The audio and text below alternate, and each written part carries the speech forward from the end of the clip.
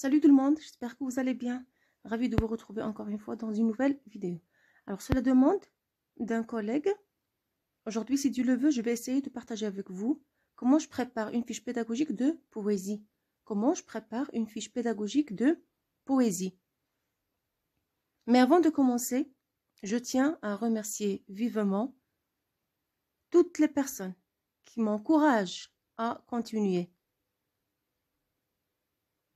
Enseignants, enseignantes, élèves, famille, amis, parents. Je tiens à remercier toutes ces personnes qui m'encouragent vraiment à continuer. Merci infiniment. Alors on commence.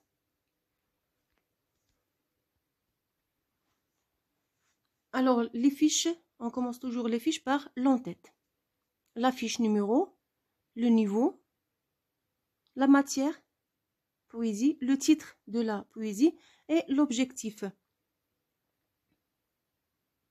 L'objectif, c'est l'apprenant doit être capable de comprendre, lire et réciter la poésie. L'objectif, c'est être capable de comprendre, lire et réciter la poésie.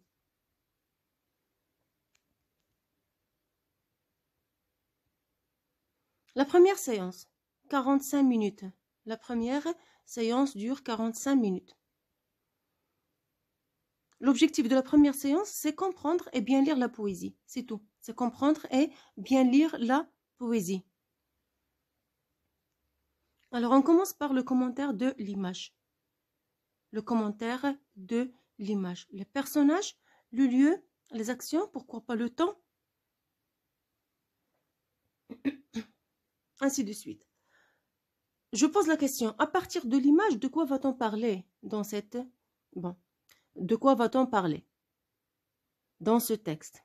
À partir de l'image, de quoi va-t-on parler? Essayez d'aider les apprenants en leur donnant les mots et les expressions utilisées dans cette poésie. Bien sûr, moi, je l'ai déjà préparé. Donc, je vais les aider en leur donnant les mots et les expressions utilisées dans cette poésie. Comme ça, ils vont la trouver facile à apprendre. On passe à la lecture du titre.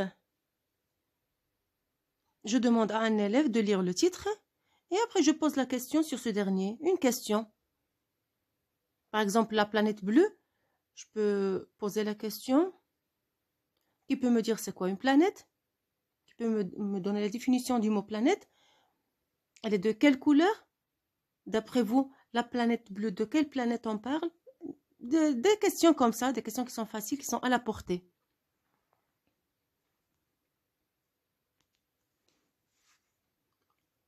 Les apprenants doivent essayer de trouver la relation entre l'image et le titre.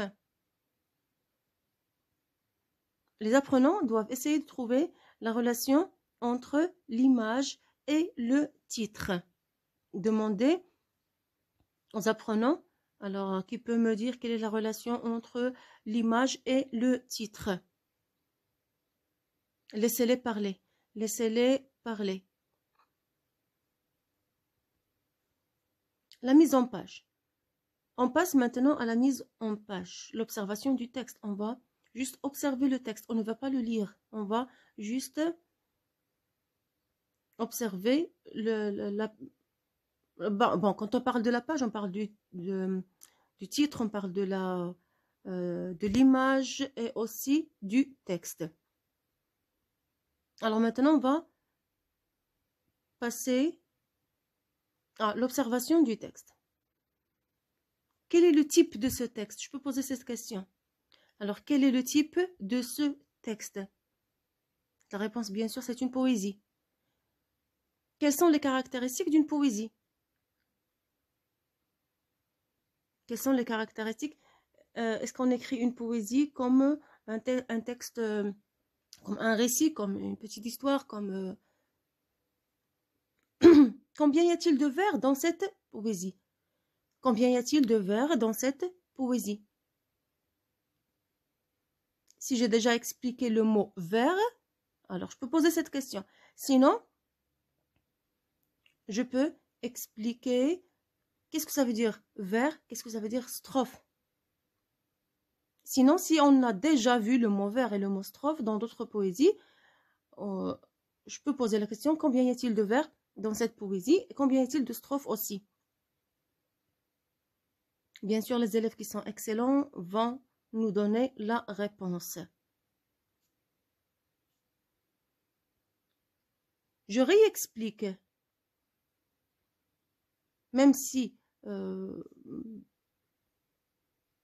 vais avoir la réponse que je cherche, je vais réexpliquer les mots vers, le mot vers et le mot strophe. Parce qu'il y a d'autres élèves qui ne comprennent pas encore le mot, ce que ça veut dire le mot vers et le mot strophe.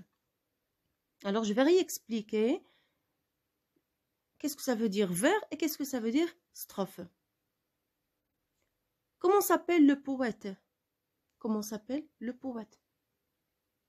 Je dois montrer aux apprenants que le nom du poète s'écrit à la fin de la poésie. Et qu'est-ce que ça veut dire poète? Poète, c'est la personne qui écrit un poème. On passe à la lecture magistrale. La lecture magistrale, 2 fois d'une façon expressive. Je lis une poésie, je ne lis pas un récit. Alors ici, je lis une poésie. Sinon, j'utilise le CD. La lecture magistrale, 2 fois d'une façon expressive.